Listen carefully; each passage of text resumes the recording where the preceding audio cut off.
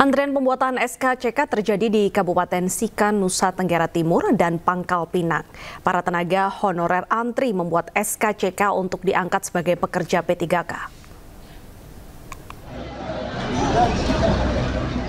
Ribuan tenaga honorer terus berdatangan ke Polres Sika, Kabupaten Sika untuk pembuatan surat keterangan catatan kepolisian. Hal ini sering informasi tentang pegawai honorer Pemda Kabupaten Sika yang lolos dalam pengangkatan program P3K. Meski harus datang pagi-pagi untuk mengantri di loket pembuatan SKCK, para pegawai honorer, baik ibu hamil maupun ibu menyusui, tetap antusias demi memenuhi persyaratan administrasi. Lonjakan pemohon SKCK juga terjadi di Polresta Pangkal Pinang. Mayoritas pemohon SKCK saat ini adalah peserta P3K yang baru lulus. Mereka membutuhkan dokumen ini sebagai salah satu syarat pemberkasan. Untuk mengantisipasi penumpukan antrean, pihak kepolisian menambah personil pelayanan dan membuka loket tambahan. Upaya yang kita lakukan untuk melayani masyarakat adalah dengan membuat nomor antrian.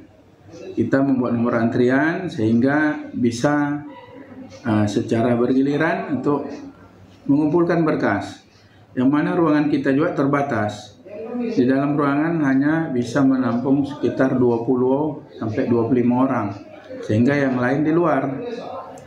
Selain itu juga kita menambah jam waktu pelayanan. Yang biasanya sampai sore, ini kita lakukan pelayanan sampai malam hari. Untuk mengurus SKCK, pemohon hanya perlu melampirkan kartu keluarga, KTP, akte kelahiran, BPJS Kesehatan, dan pas foto. Tim Liputan iNews melaporkan. Pemirsa, penolakan sirine, strobo, dan rotator ilegal di jalan ramai di media sosial. Bahkan muncul gerakan bernama Stop Totot Wuk Wuk terus disuarakan warga.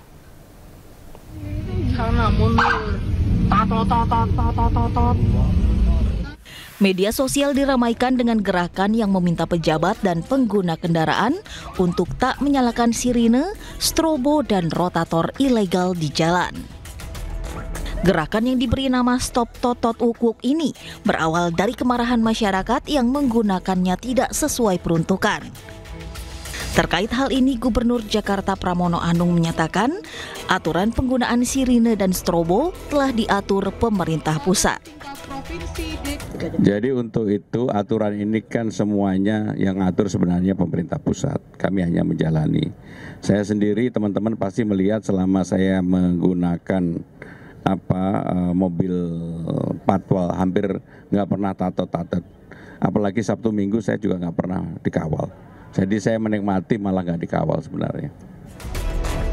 Penggunaan lampu rotator diatur dalam Undang-Undang Nomor 22 Tahun 2009 tentang Lalu Lintas dan Angkutan Jalan atau LLAJ dan hanya boleh digunakan oleh kendaraan tertentu seperti polisi, ambulans, dan pemadam kebakaran.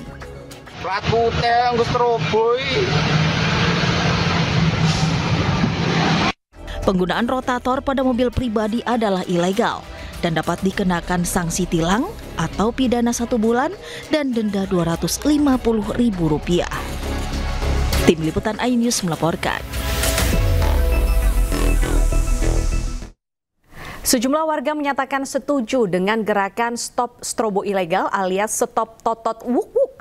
Pasalnya penggunaan strobo ilegal yang tidak sesuai peruntukan ini dianggap mengganggu. Setuju sekali karena menurut saya itu sangat mengganggu di jalan. Karena pada saat di jalan itu kita butuh konsentrasi ya, perhatian ya. Jadi dan sudah ada aturannya juga, sudah ada undang-undangnya yang harus diutamakan siapa-siapanya seperti itu.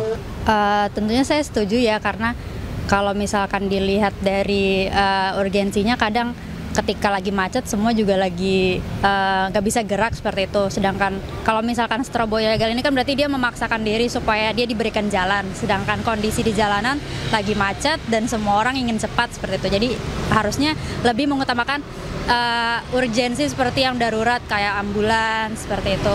Gimana nih Bapak, setuju atau enggak? Ya setuju, diberantas lah. Prinsipnya saya sangat tidak setuju. Karena sipil itu tidak baik lah. Kecuali ambulan ya. Ambulan ya ideal. Terus kalau pejabat juga ya paling ya maksimal RI1, RI2 kan gitu. Ya ada. Komedian sekaligus Senator Alfiansyah Bustami alias Komeng ini membuat suasana rapat yang serius menjadi cair. Dalam rapat resmi dengan Kementerian Kehutanan, Komeng ini tetap melontarkan celotehan yang mengundang tawa sekaligus sentilan tajam. Tugasnya tidak ada urusan dengan kesehatan, tapi menjaga paru-paru. Dan paru-paru ini bukan manusia, paru-paru dunia. Wah, saya kayak anggota dewan ini dipokok. Ada saja cara komedian sekaligus Senator Alfiansyah Bustami alias Komeng untuk membuat suasana serius menjadi cair. Bahkan dalam rapat resmi bersama Kementerian Kehutanan, Komeng tetap melontarkan celotehan yang mengundang tawa sekaligus sentilan tajam. Perlindungan itu saja, walaupun dari gubernur kita dari Jabar, KDM, Komeng dan Mulyadi, itu sudah memerintahkan untuk... Momen tersebut terjadi saat Komeng sebagai anggota DPD RI Jawa Barat menyampaikan aspirasinya dalam sebuah rapat kerja. Sejak awal, komedian 53 tahun itu sudah memulai dengan candaan khasnya.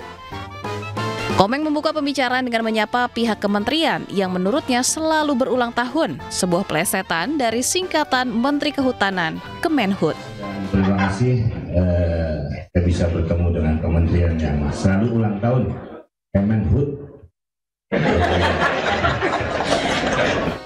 Namun di balik gayanya yang santai, Komeng membawa aspirasi serius dari daerah pemilihannya. Ia menyoroti masalah deforestasi atau penggundulan hutan yang semakin mengkhawatirkan di Jawa Barat.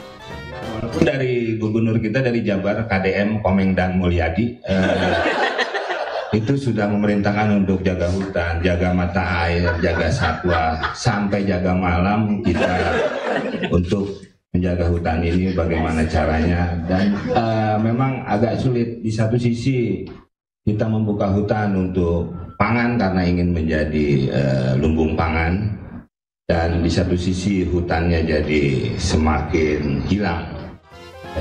Komeng juga menyentil soal Jakarta yang kerap menyalahkan Jawa Barat sebagai penyebab banjir kiriman. Menurutnya, Jakarta sudah kehilangan kawasan hijau hingga puncak leluconnya saat ia menyebut hewan-hewan hutan kini sudah masuk tol, merujuk pada salah satu merek mobil. Permasalahannya memang kadang-kadang di Jakarta, tapi kita selalu disalahkan.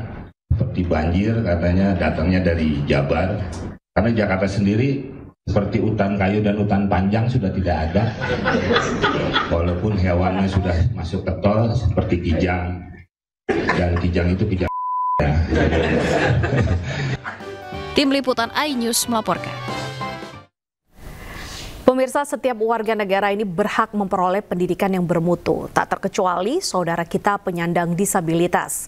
Sekolah Dasar Negeri 5 Arcawinangun Purwokerto Timur Banyumas ini telah menerima dan mendidik siswa berkebutuhan khusus.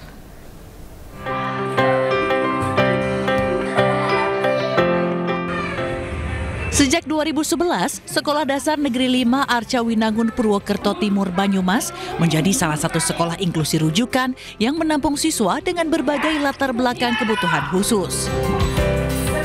Sebanyak 56 siswa berkebutuhan khusus mulai dari Down syndrome, tunadaksa, slow learner, hingga speech delay. Untuk mengajari mereka, pihak sekolah memiliki 14 tenaga pengajar, terdiri dari 6 guru kelas dan 6 guru pendamping khusus. Para guru tak sekedar mengajar, namun juga menjadi sahabat, penguat, bahkan keluarga kedua bagi para siswa. Sekolah di sini Kiki, kenapa? Banyak temennya, temennya baik apa enggak? Alhamdulillah. Terus Kiki merasa nggak ada kesulitan belajar di sekolah?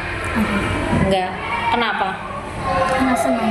Karena senang. Gurunya baik. Terus pembimbingnya gimana? Senang. Oh, senang sih. Kenapa sekolah di sini senang? Karena banyak teman. Banyak temennya ya. Temennya baik nggak sama dia? Baik. Alhamdulillah. Terus dia merasa kesulitan belajar apa enggak? Enggak. Enggak. Gurunya gimana sama dia? Baik. Iya, terima kasih dia. Lingkungan inklusi bukan hanya memberi manfaat bagi siswa kebutuhan khusus, namun juga membentuk karakter anak-anak reguler yang belajar hidup berdampingan, membantu dan bertoleransi. Karena kebijakan dari pemerintah bahwa setiap anak itu berhak untuk mendapatkan pendidikan. Jadi kita menerima anak-anak berkebutuhan khusus yang belajar bersama dengan siswa reguler. Kalau faktor pendukung, alhamdulillah Dinas Pendidikan itu sangat mendukung kami. Jadi ketika awal tahun kita diberi bantuan untuk asesmen seluruh anak berkebutuhan khusus, kemudian juga ada parenting dan juga ada kegiatan lain yang dibiayai oleh Dinas Pendidikan.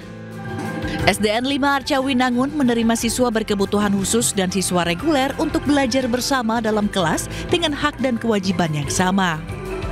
Sekolah menyediakan ruang bina diri untuk melatih motorik siswa kebutuhan khusus serta menggali minat dan bakat mereka. Untuk materi pelajaran, para siswa mendapatkan materi yang sama, namun ada guru pendamping yang memenuhi kebutuhan belajar siswa kebutuhan khusus. Dari Banyumas, Jawa Tengah, Saladin Ayubi, iNews melaporkan. Serangan Zionis Israel semakin masif ke seluruh wilayah Gaza. Warga Palestina terus-menerus diintai maut. Informasinya kami hadirkan usai jeda berikut.